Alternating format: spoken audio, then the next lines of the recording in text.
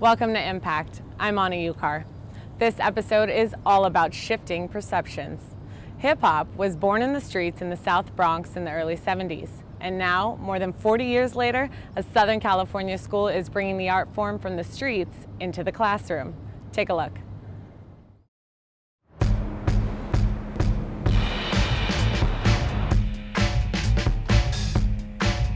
Hip-hop is a movement, it's a culture, it's a community. Melly Mel and Africa Bambaataa, Ice Cube, Tupac, the street dancing.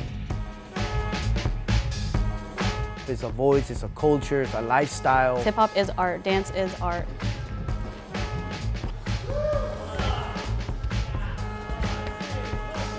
It's expressing where you live, it's expressing what you see in the neighborhood that you come from.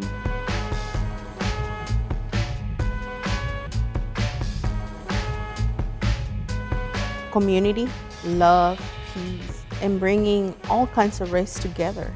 It's kind of who I am. Like hip-hop just flows with me. It tells a story. If he would have stopped dancing, I don't know where he would be. Well, how cool would it have a school?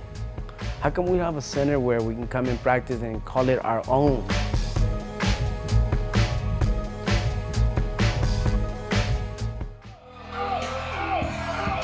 Welcome to the first hip-hop school of the arts in the world. My name is Leo Caesar, I'm the executive director. My b-boy name is b-boy Little Caesar, and I was given this name back in 1983 where I attended to this youth center where I used to go called Radiotron. My name was given there. They just added Little because I was so tiny, and my original name is Caesar. It was in the park, MacArthur Park area in downtown LA.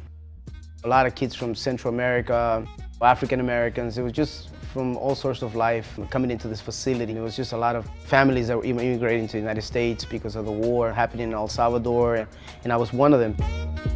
In 1986, Radiotron really got demolished because of lack of funding.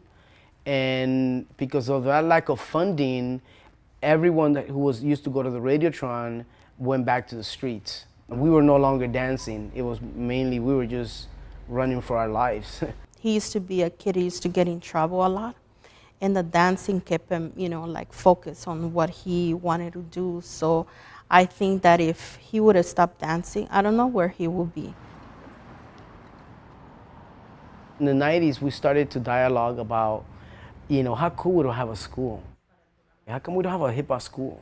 How come we don't have a center where we can come and practice and call it our own? A center that can facilitate our elements and people can come in and learn about the culture, from how it started to where, what has gone through years and where it's going.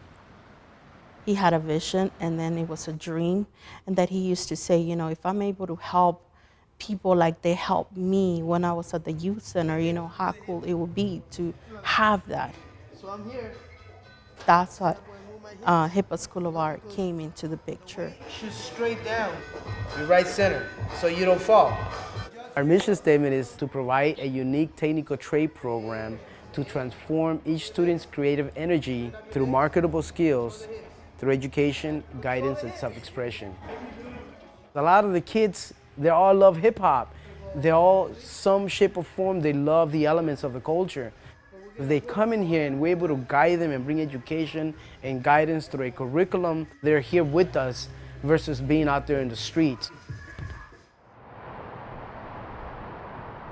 Having a center like the Hip Hop School of Arts is very crucial to changing the lives of the youth who are in the city, mainly because it gives them a way out. In a neighborhood that's low income, there's a lot of drug abuse, there's prostitution, there's high school dropout rates, there's gang violence. The instructors that we have here, we all come from that world. So I can relate to that kid's life. I know what it feels being handcuffed. I know what it feels being around prostitution, being around the crime. I am so thankful to be alive. A kid can come in here and give me all his excuses. Well, the excuses are gonna be gone right here. It's not just teaching you how to rap. It's not just teaching you how to break dance. It's teaching you some skills that you can take later on in life. Right? Yeah. So that's still in the same thing. With the MC classes, I teach writing technique. I also teach performance technique, and I teach recording technique. And with the writing technique specifically, I think what's dope is the fact that I can teach like poetry techniques within it. I can talk about delivery and how to count bars, tempo, and all these different musical terms that a lot of people don't really think about when they first start doing music or start doing hip hop. All these walls are pretty much new. Everything you see here has been pretty much built. As you can see here, DJ Kool Herc, who's one of the founding fathers of hip hop. When I first came here, I did not know that I was participating in a hip hop culture. I didn't even know what it was. Out here in the West Coast, what was going on, it was basically the funk music because of locking and because of popping and the robot. So there was a movement that's been going on since the late 60s out here in the West Coast. You know, now when I lay my eyes on breaking, which was an element that came from the East Coast, and I was like, wow, look at that. That is so extraordinary. I mean, I thought that was incredible, you know. I mean, someone could spin on their hand, someone could spin on their back in a windmill, someone could spin on their head. To me, it was so fascinating. Okay, take your time, bro. We have time. We have time. Take your time. Do a nice solo. Yo, that'd be sick if you did a head slide, but in the cannonball. The cannonball head slide like this. This right here, this is what we gotta work on. I think we should cut it here. I have always been, you know, so intrigued by hip hop and hip hop itself, like the music, the dancing, the styles, how much you can take off of just one, you know, beat.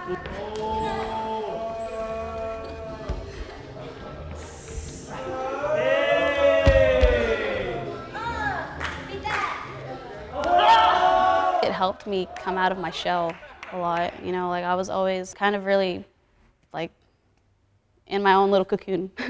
You know, I didn't really know how to talk to people or to like socialize.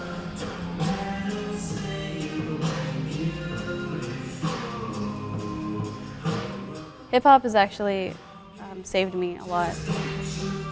I kind of had like a rough life growing up, and where I'm at right now, I don't really feel so comfortable, you know, at my home, but I find time to escape here when I can to be comfortable. That's where I want to come. Like I love being in places that let me feel free. That's it. Shorter. I've kind of made this my like home in a way. I'm always here all the time, or as much as I possibly could be. After school, I come here. You know, whenever on the weekends, I sometimes come here. You know, so just it has a very big impact on me. We are the Hip Hop School of Arts out of Pomona. We teach all the elements of hip hop to youth. No further ado, I want to introduce to y'all Josue, who also goes by the name Joshua. How's everybody doing? I just like coming here because it keeps me motivated. It keeps me in tune. When I stop coming here and when I stop like exercising or when I stop, you know, eating right, everything just seems impossible again. When I used to live in El Monte, I lived right next to a trailer park, and the entire street called Magnolia, it was just gangbanging everywhere. I didn't start gangbanging, but I was around them. But you know, everything started to kind of go downhill after that. At first it just felt really friendly. They're like, hey, what's up, man? Like, then after it was like drugs starting to pass around. Started with like marijuana. After that, it kind of gravitated towards like heavier things. I was a meth addict for like a year. I tried like cocaine, like ecstasy, even LSD, you know, and you know, those are things that I'm really not proud of. Caesar was telling me, it's gonna happen to you again. You either try to get out of it or you stay there, you know. And I was like, yeah, I'm doing great now. Norma and I were so committed to this project. Every day, you know, we wake up, we think about Hip Hop School of Arts. I gave 6 years of my career just to be focused on this project. She gave up her work, you know, to really get this thing going and getting it off the ground. Some people might think that we're making all this great money and so on, and that's not the case. None of us get paid for this. We come here, we're volunteering all of our time, and we're helping these kids in whatever it is they want. You know, if they need food, we go buy them some food. I do feel like hip hop is misunderstood. It's because of the way it's portrayed in the media, also because of the kinds of music that the industry is pushing, because they know it'll make money. This is the reason why the Hip Hop School of Arts at Pomona exists. It's because it's misunderstood on that level where it's only about materialism, you know, sex, and it's not about the art anymore. It's not about the culture. It's not about love, unity, peace, which is how it all started.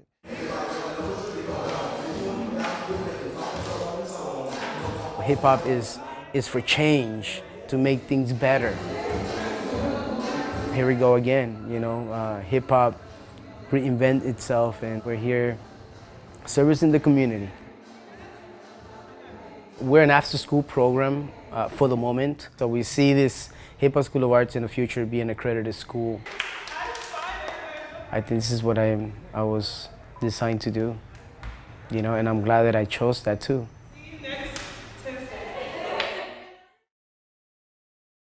We've all heard the horror stories of pit bull attacks. Our next story asks the question of whether it's an issue of nature or nurture, vicious or victim. There's something that in their breeding that frightens me. There's just a lot of information out there that people just don't understand.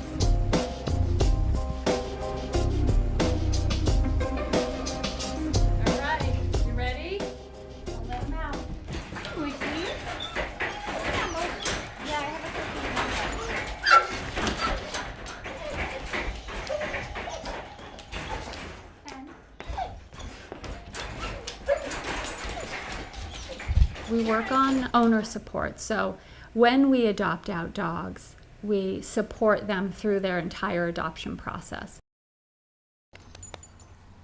Mushy, up here. Marshall, up. Good. We do a lot of behavioral, we do a ton of follow-up. We have now free community classes. So we provide a lot of support along the way. I just fell in love with the breed. And as you fall in love with them, you kind of fall in love with the story, and you see that they're really being hurt. You know, their reputation is at stake. All right, some new information tonight on a really frightening situation out of Baltimore County. A pit bull attacked its owner, recovering after she was attacked by a pit bull. Debilitating attack by a pit bull. Deputies say the wounds are horrific, some of the worst they have seen in decades. Well, we are in Riverside County, but it was the outlying rural communities where it was almost like epidemic of dog bites and dog attacks.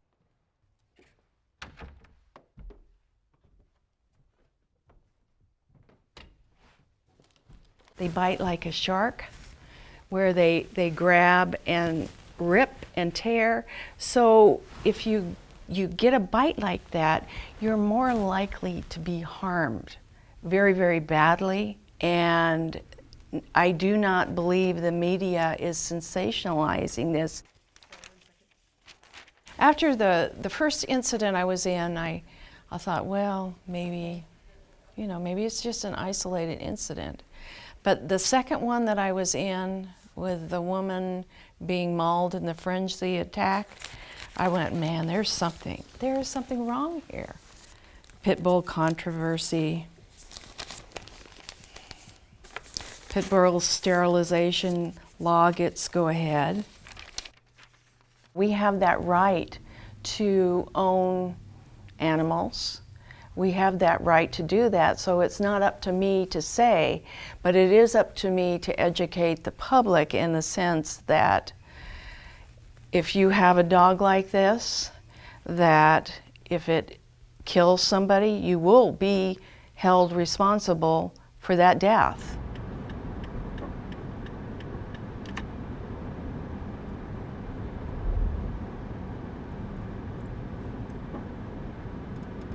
I was one of the people that advocated that this ordinance was necessary in our county. And there's not really a good reason that anybody could tell me why an animal should not be spayed and neutered, a dog or cat within our country. The term pit bull comes from their use in the pits. Dog fighting as a sport and ratting as a sport has been around for, a long time. And so pit bulls were interbred with other species to eventually get what we have today, which is an animal that has a tremendous amount of musculature on its body. And they're very compact, they're very agile, and they have extremely strong jaws. They don't have a locking jaw, but they have enough musculature around the jaw that the pounds per square inch is greater than those of most other breeds. That does not mean that it was only used for fighting. Pit bulls were also called the nanny dog because they were used on farms. They were watchdogs for families. They babysat the kids.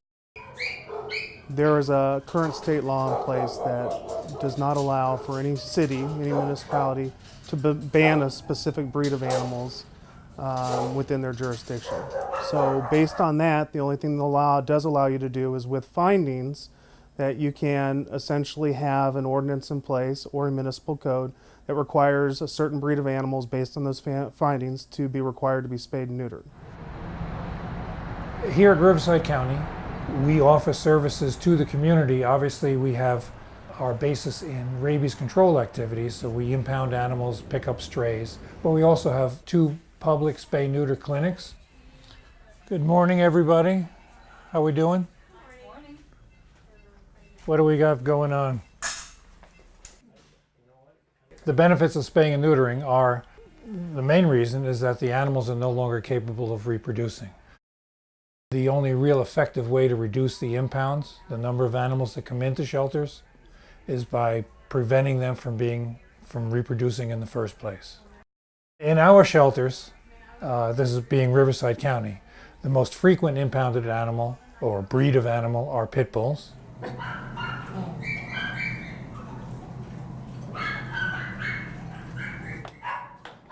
Pit bull puppies everybody seems to like. The puppies are adopted with pretty regular frequency. However, the older dogs, nobody really wants them. The 2, the 3, the 5-year-olds especially, neutered or not, nobody wants them.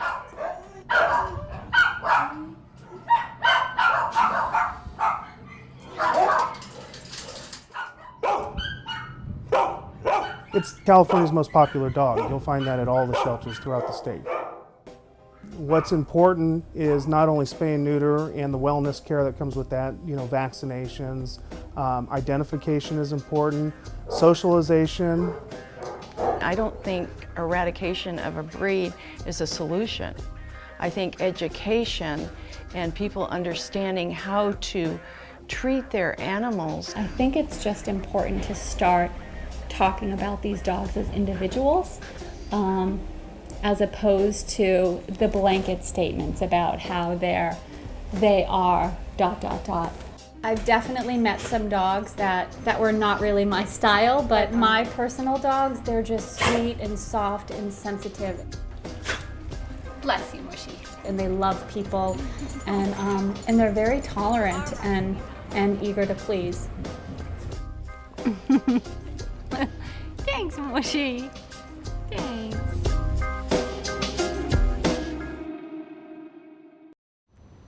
We know what it means to dream in color and see in color, but what's it like to hear in color? Our next and final segment takes us down the neural path and into the many hues of something called the synesthetic brain.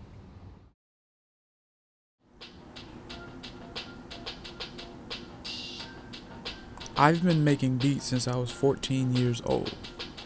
The beat The melody, the chords, and the notes move me in a special way.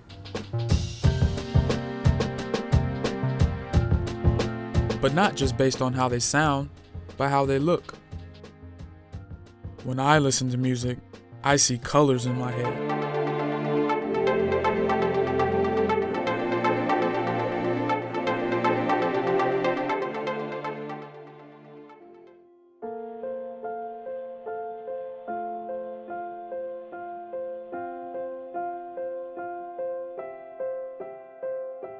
I can see the rippling blue of melancholy chords,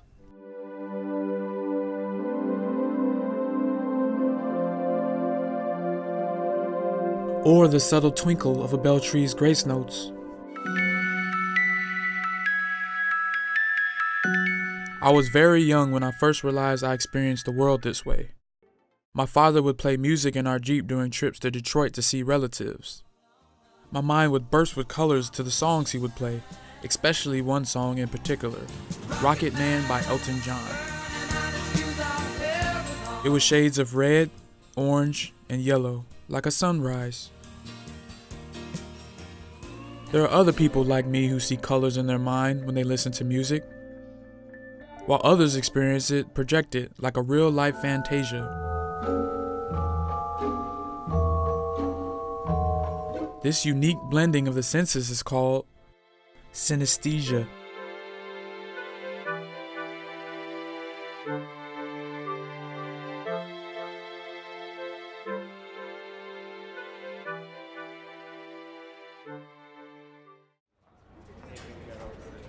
Though the condition is very rare, an estimated 4% of the population has synesthesia, including famous examples like jazz composer Duke Ellington, R&B songstress Mary J. Blige, pop star Lady Gaga.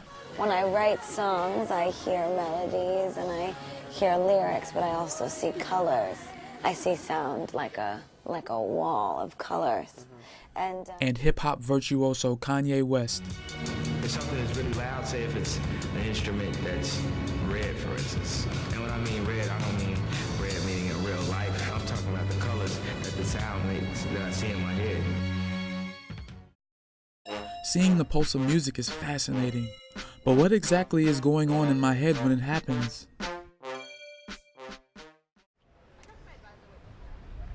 The University of Southern California is home to the Brain and Creativity Institute, one of the leading neurological institutes in the world.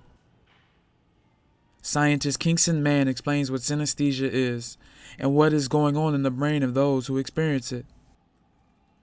So synesthesia is the name of a condition that some people have when their different sensory modalities are mixed together in unusual ways.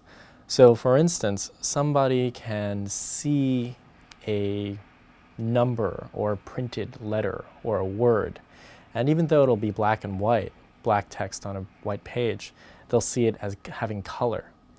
Or to take another example, you could hear a sound. You could hear a C sharp or a B flat, and these will have different colors associated with them.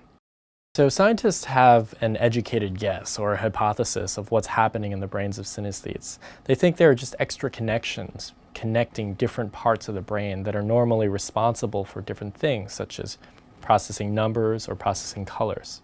How neuroscientists can study this condition is that we can use human brain imaging. For example, when you take a synesthete and put them inside the MRI, the magnetic resonance imager, you can show them different sounds, letters, and numbers, and then you can ask them what their experiences are like.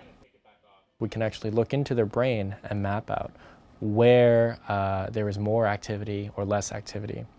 And now we can even decode what exactly they're experiencing. Musical synesthete Michael Nash talks about his experience. Nash played piano for the popular 70s soul band Rolls Royce. Well, my career is based in R&B and pop music. I've been playing the piano 46 years, and I've been in the record business about 37 years.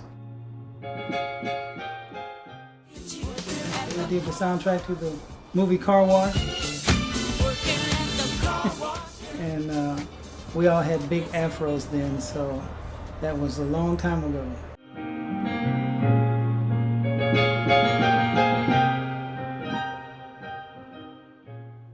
I'm wishing on a star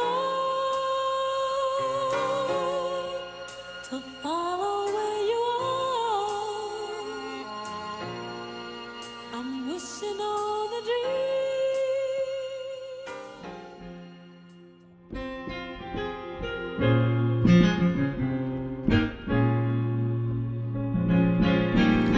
I would say that would be definitely a red, because more of a passionate red, not a fiery red. More of a hard love felt single red rose type of red, because of what it meant to the lady that wrote the song. If you were going to send one flower to somebody to try to change their mind to love you again, that's the one you would send, a red rose. So that's why I always see that when I play it. Nash says his music benefits from this unique perspective. It's kind of like having a good ear. You can see the colors of the music. You can interpret the writer's intent a lot better. He's using words and melody, notes. And if you can hear the chords and process the lyric, you'll have a pretty good idea of where that's going. And the people who can do that, in my experience, understand the colors, what we call the progression of the chords. They're beyond that. I mean, they'll do that to deal with musicians, but they're really beyond that. While the phenomenon of synesthesia is pretty cool, there are some possible drawbacks. There are some cases reported in the literature where people say that it becomes a distraction, that all the associations that are brought up by normal daily life and innocuous stimuli all of a sudden begin to bombard them with all the other things that they can think of or that they associate. What we still don't know and what scientists are still trying to figure out about synesthesia is interesting. We have begun making lots of steps in many different ways in terms of genetic causes of synesthesia, brain architecture differences, but these are all just beginnings, so it's still a wide open field. As neuroscientists continue to learn more and more about synesthesia, they grow closer to seeing if the condition can actually be induced, so that more of us can share the experience. But there's still a lot to learn. As I continue to make beats with my blended senses, maybe one day they'll be able to tell me why I hear rainbows in my head.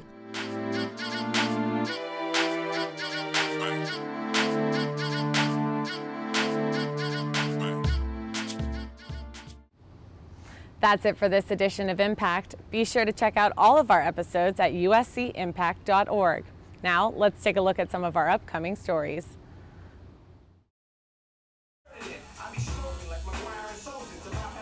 Throughout history, the Japanese government has at times used tattooing as a way to mark criminals. And people are fascinated by this art form, and yet it's not accepted in Japan or accepted as an art form. The story of the 108 Heroes of Los Angeles is a contemporary retelling of a 14th century classic Chinese novel about the oppression of a pretty horrible government against its people.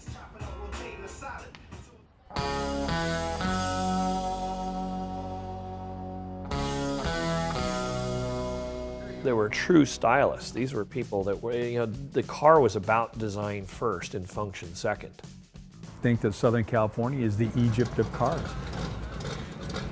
There's more significant cars down here than any other place in the world. Every one of these cars is an object of art to a certain degree. So that's why we call it rolling art.